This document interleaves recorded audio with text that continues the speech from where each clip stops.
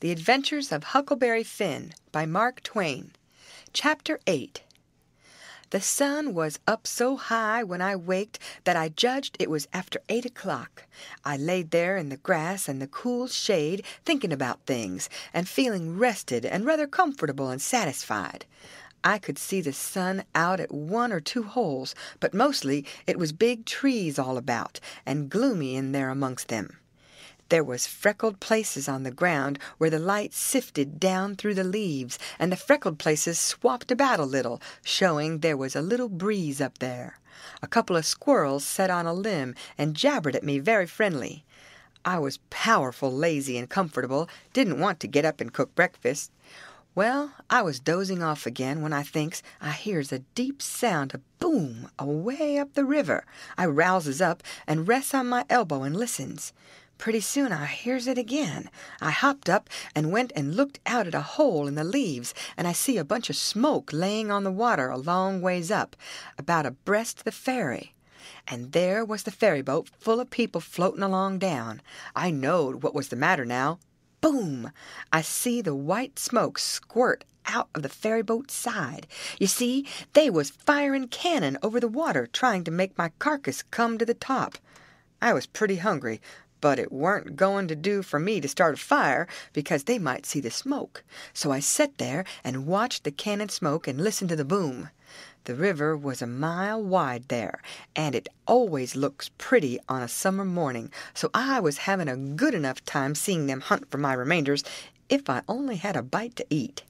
Well, then I happened to think how they always put quicksilver in loaves of bread and float them off, because they always go right to the drownded carcass and stop there.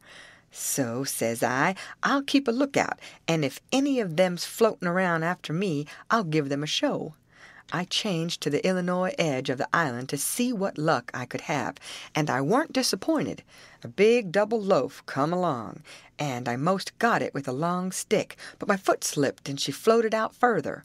Of course, I was where the current set in the closest to the shore.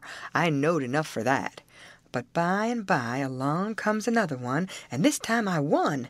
I took out the plug and shook out the little dab of quicksilver and set my teeth in. It was baker's bread, what the quality eat, none of your low-down corn pone. I got a good place amongst the leaves, and sat there on a log, munching the bread and watching the ferry boat, and very well satisfied. And then something struck me. I says, now I reckon the widow or the parson or somebody prayed that this bread would find me, and here it has gone and done it. So there ain't no doubt but there is something in that thing. That is, there's something in it when a body like the widow or the parson prays. But it don't work for me, and I reckon it don't work for only just the right kind. I lit a pipe and had a good long smoke and went on watching. The ferry boat was floating with the current, and I allowed I'd have a chance to see who was aboard when she come along, because she would come in close where the bread did. When she'd got pretty well along down towards me, I put out my pipe and went to where I fished out the bread and laid down behind a log on the bank in a little open place. Where the log forked, I could peep through. By and by she come along, and she drifted in so close that they could run out a plank and walked ashore. Most everybody was on the boat. Pap and Judge Thatcher and Bessie Thatcher and Joe Harper and Tom Sawyer and his old Aunt Polly and Sid and Mary and plenty more. Everybody was talking about the murder, but the captain broke in and says, "Look sharp now, the current sets in the closest here, and maybe he's washed ashore and got tangled amongst the brush at the water's edge. I hope so, anyway." I didn't hope so. They all crowded up and leaned over the rails, nearly in my face, and kept still, watching with all their might. I could see them first rate, but they couldn't see me. Then the captain sung out, "Stand away!" and the cannon let off such a blast right before me that it made me deaf with the noise and pretty near blind with the smoke, and I judged I was gone. If they'd had some bullets in, I reckon they'd got the corpse they was after. Well, I see I weren't hurt, thanks to goodness. The boat floated on and went out of sight around the shoulder of the island. I could hear the booming now and then, further and further off, and by, after an hour, I didn't hear it no more. The island was 3 mile long. I judged they had got to the foot and was giving it up. But they didn't yet a while.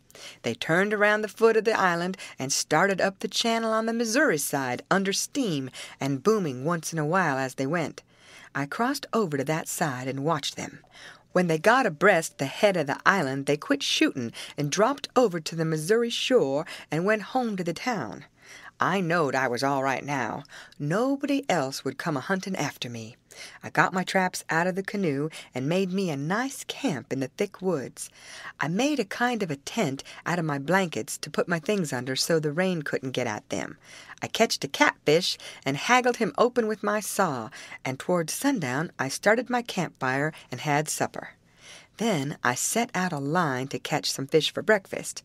When it was dark, I sat by my campfire smoking and feeling pretty well satisfied, but by and by it got sort of lonesome, and so I went and sat on the bank and listened to the current swashing along, and counted the stars and drift logs and rafts that come down, and then went to bed. There ain't no better way to put in time when you are lonesome. You can't stay so, you soon get over it. And so for 3 days and nights. No difference, just the same thing. But the next day I went exploring around down through the island. I was boss of it. It all belonged to me, so to say, and I wanted to know all about it, but mainly I wanted to put in the time. I found plenty strawberries, ripe and prime, and green summer grapes and green raspberries, and the green blackberries was just beginning to show. They would all come handy by and by, I judged. Well, I went fooling along in the deep woods till I judged I warn't far from the foot of the island. I had my gun along, but I hadn't shot nothing. It was for protection, though I would kill some game nigh home. About this time I mighty near stepped on a good-sized snake, and it went sliding off through the grass and flowers, and I after it, trying to get a shot at it. I clipped along, and all of a sudden I bounded right on to the ashes of a campfire that was still smoking. My heart jumped up amongst my lungs. I never waited for to look further, but uncocked my gun and went sneaking back on my tiptoes as fast as ever I could. Every now and then I stopped a second amongst the thick leaves and listened, but my breath come so hard I couldn't hear nothing else. I slunk along another piece further, then listened again, and so on, and so on. If I see a stump, I took it for a man. If I trod on a stick and broke it, it made me feel like a person had cut one of my breaths in two, and I only got half, and the short half, too. When I got to camp, I weren't feeling very brash. There weren't much sand in my craw, but I says, this ain't no time to be fooling around. So I got all my traps into my canoe again, so as to have them out of sight, and I put out the fire and scattered the ashes around to look like an old last year's camp, and then clumb a tree.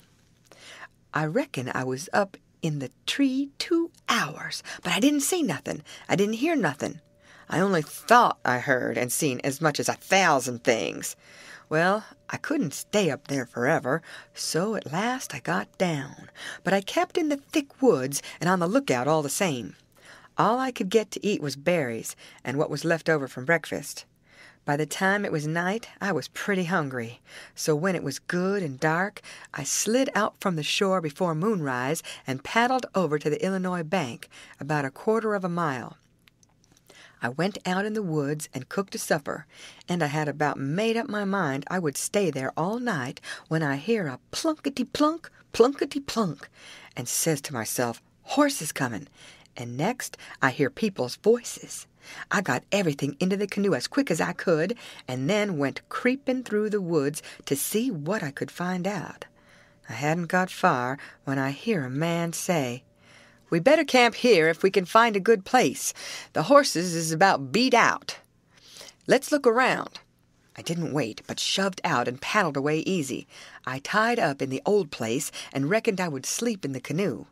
I didn't sleep much. I couldn't somehow for thinking, and every time I waked up I thought somebody had me by the neck. So the sleep didn't do me no good. By and by I says to myself, I can't live this way. I'm a-going to find out who it is that's here on the island with me. I'll find it out or bust. Well, I felt better right off. So I took my paddle and slid out from shore just a step or two, and then let the canoe drop along down amongst the shadows. The moon was shining, and outside of the shadows it made it most as light as day. I poked along well on to an hour, everything still as rocks and sound asleep. Well, by this time I was most down to the foot of the island. A little ripply cool breeze begun to blow, and that was as good as saying the night was about done. I give her a turn with the paddle and brung her nose to shore. Then I got my gun and slipped out and into the edge of the woods. I sat down there on a log and looked out through the leaves. I see the moon go off watch, and the darkness begin to blanket the river. But in a little while I see a pale streak over the treetops, and knowed the day was coming. So I took my gun and slipped off towards where I had run across that campfire, stopping every minute or two to listen. But I hadn't no luck somehow. I couldn't seem to find the place. But by and by, sure enough, I catched a glimpse of fire away through the trees. I went for it, cautious and slow. By and by I was close enough to have a look, and there laid a man on the ground. It most give me the fantods. He had a blanket around his head, and his head was nearly in the fire. I sat there behind a clump of bushes in about 6 foot of him, and kept my eyes on him steady. It was getting gray daylight now. Pretty soon he gapped and stretched himself and hove off the blanket, and it was Miss Watson's Jim. I bet I was glad to see him. I says, "Hello, Jim," and skipped out. He bounced up and stared at me wild. Then he drops down on his knees and puts his hands together and says, "Don't hurt me, don't. I hain't ever done no harm to a ghost. I always liked dead people and done all I could for 'em. You go and get into river again where you belongs, and don't do nothing to old Jim at us allers your friend." Well, I weren't long making him understand I weren't dead. I was ever so glad to see Jim. I weren't lonesome now. I told him I weren't afraid of him telling the people where I was. I talked along, but he only sat there and looked at me, never said nothing. Then I says, "It's good daylight. Let's get breakfast. Make up your campfire good." What's the use of making up the campfire to cook strawberries and such truck? "But you got a gun, hain't you? Den we can get something better than strawberries." "Strawberries and such truck," I says. "Is that what you live on?" "I couldn't get nothing else," he says. "Why, how long you been on the island, Jim?" "I come here the night arter you's killed." "What, all that time?" "Yes, indeedy." "And ain't you had nothing but that kind of rubbage to eat?" "No, sir, nothing else." "Well, you must be most starved, ain't you?" "I reckon I could eat a hoss. I think I could." "I reckon I could eat a hoss. I think I could." "How long you been on the island?" "Since the night I got killed." "No, why? What has you lived on? But you got a gun. Oh, yes, you got a gun. That's good. Now you kill something and I'll make up the fire." So we went over to where the canoe was, and while he built a fire in a grassy open place amongst the trees, I fetched meal and bacon and coffee pot and frying pan and sugar and tin cups, and the nigger was set back considerable because he reckoned it was all done with witchcraft. I catched a good big catfish, too, and Jim cleaned him with his knife and fried him. When breakfast was ready, we lolled on the grass and eat it smoking hot. Jim laid in it with all his might, for he was most about starved. Then, when we had got pretty well stuffed, we laid off and lazied. By and by, Jim says, "But looky here, Huck, who was it that us killed in that shanty if it weren't you?"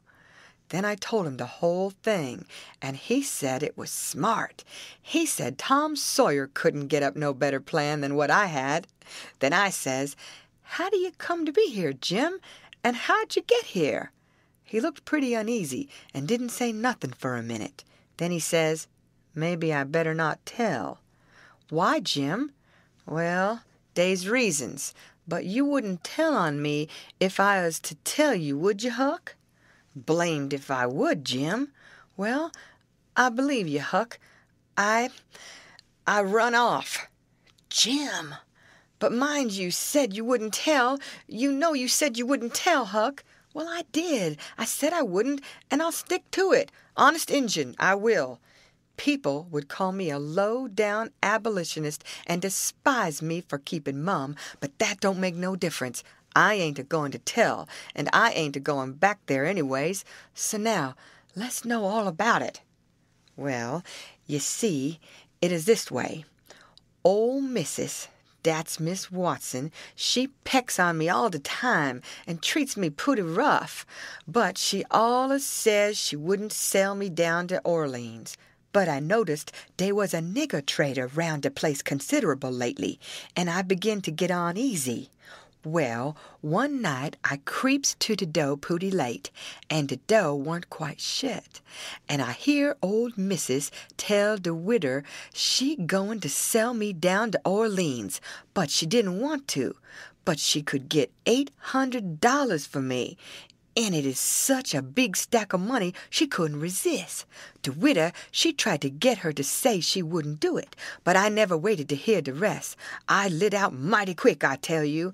I took out and shin down the hill and spec to steal a skiff long the shore summers above the town, but they was people a-stirring yet, so I hid in the old tumble-down cooper shop and the bank to wait for everybody to go away. Well, I was dar all night. There was somebody around all the time. Long 'bout 6 in the morning, skiffs begin to go by, and 'bout 8 or 9, every skiff that went along was talking 'bout how your pap came over to the town and say you's killed. These laugh skiffs was full of ladies and gentlemen a-going over for to see the place. Sometimes they'd pull up at the shore and take a rest before they started crossed, so by they talk I got to know all 'bout the killing. I is powerful sorry you's killed, Huck, but I ain't no more now. I laid dar under the shavings all day. I is hungry, but I warn't afeard, because I knowed old Missus and the widder was going to start to the camp meeting right arter breakfast and be gone all day, and dey knows I go off with the cattle 'bout daylight, so they wouldn't 'spect to see me round the place, and so they wouldn't miss me till arter dark in the evening. The other servants wouldn't miss me, 'cause dey'd shin out and take holidays soon as the old folks was out of the way. Well, when it come dark, I tuck out up the river road and went 'bout 2 mile or more to why they warn't no houses. I'd made up my mind 'bout what I was going to do. You see, if I kept on trying to get away afoot, the dogs 'd track me. If I stole a skiff to cross over, they'd miss that skiff, you see, and they'd know 'bout what I land on the other side, and what to pick up my track. So I says, a raft is what I's arter. It don't make no track. I see a light a-comin' round the pint by me by, so I wade in and shove a log ahead of me and swum more'n halfway across the river and got in amongst the driftwood and kept my head down low and kinder swum agin the current till my raft come along. Then I swum to the stern of it and tucked a holt. It clattered up, and us pooty dark for a little while, so I clumb up and laid down into planks. The men is all way yonder in the middle, where their lantern was. The river was a-rising, and they was a good current, so I reckoned at by 4 in the morning I'd be 25 mile down the river, and then I'd slip in just before daylight and swim ashore, and take to the woods on the Illinois side. But I didn't have no luck. When we was most down to the head of the island, a man began to come aft with the lantern. I see it warn't no use for to wait, so I slid overboard and struck out for the island. Well, I had a notion I could land most anywheres, but I couldn't bank to Bluff. I was most to de foot of de island before I found a good place. I went into de woods and jedged I wouldn't fool with rafts no more, long as they moved de lantern round so. I had my pipe and a plug or dog leg and some matches in my cap, and they weren't wet, so I was all right. And so you ain't had no meat nor bread to eat all this time? Why didn't you get mud turkles? How you going to get 'em? You can't slip up on 'em and grab 'em, and how's a body going to hit 'em with a rock? How would a body do it in the night? And I weren't going to show myself on the bank in the daytime. Well, that's so. You'd have to keep in the woods all the time, of course. Did you hear 'em shooting the cannon? Oh, yes, I know they was arter you. I see 'em go by here, watched 'em through the bushes. Some young birds come along, flying a yard or two at a time and lighting. Jim said it was a sign it was going to rain. He said it was a sign when young chickens flew that way, and so he reckoned it was the same way when young birds done it. I was going to catch some of them, but Jim wouldn't let me. He said it was death. He said his father laid mighty sick once, and some of them catched a bird, and his old granny said his father would die, and he did. And Jim said you mustn't count the things you were going to cook for dinner, because that would bring bad luck. The same if you shook the tablecloth after sundown. And he said if a man owned a beehive and that man died, the bees must be told about it before sunup next morning, or else the bees would all weaken down and quit work and die. Jim said bees wouldn't sting idiots, but I didn't believe that, because I had tried them lots of times myself, and they wouldn't sting me. I had heard about some of these things before, but not all of them. Jim knowed all kinds of signs. He said he knowed most everything. I said it looked to me like all the signs was about bad luck, and so I asked him if there weren't any good luck signs. He says, mighty few, and they ain't no use to a body. What you want to know when good luck's comin' for?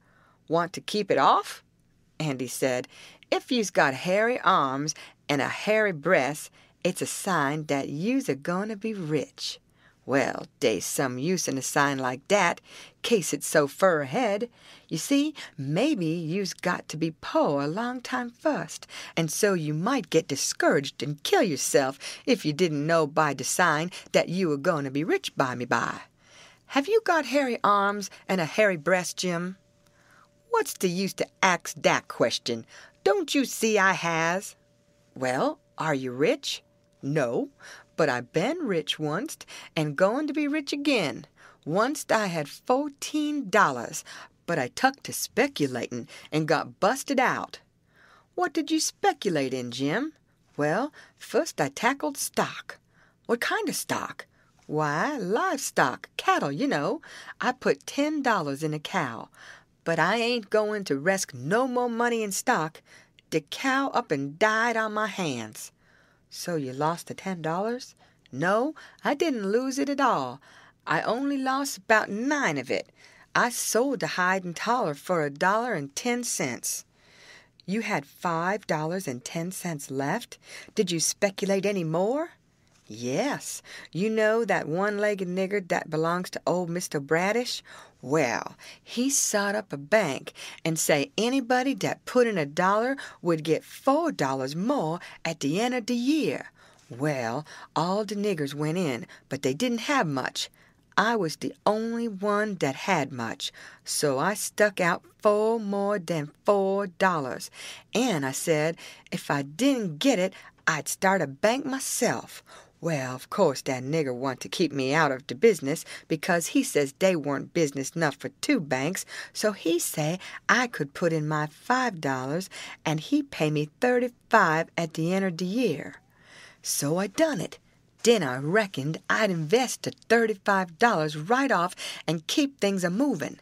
There was a nigger named Bob that had ketched a wood flat, and his master didn't know it, And I bought it offen him and told him to take the $35 when the end of the year come. But somebody stole the wood flat that night, and next day the one-legged nigger says the bank's busted, so they didn't none us get no money.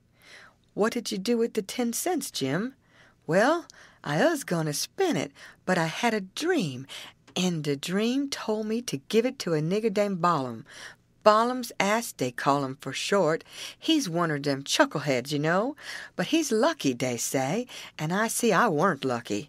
The dream say let Balaam invest the 10 cents, and he'd make a raise for me. Well, Balaam, he took the money, and when he was in church, he heard the preacher say that whoever give to the poor lend to the Lord, and bound to get his money back 100 times. So Balaam, he took and give the 10 cents to the poor, and laid low to see what was going to come of it. Well, what did come of it, Jim?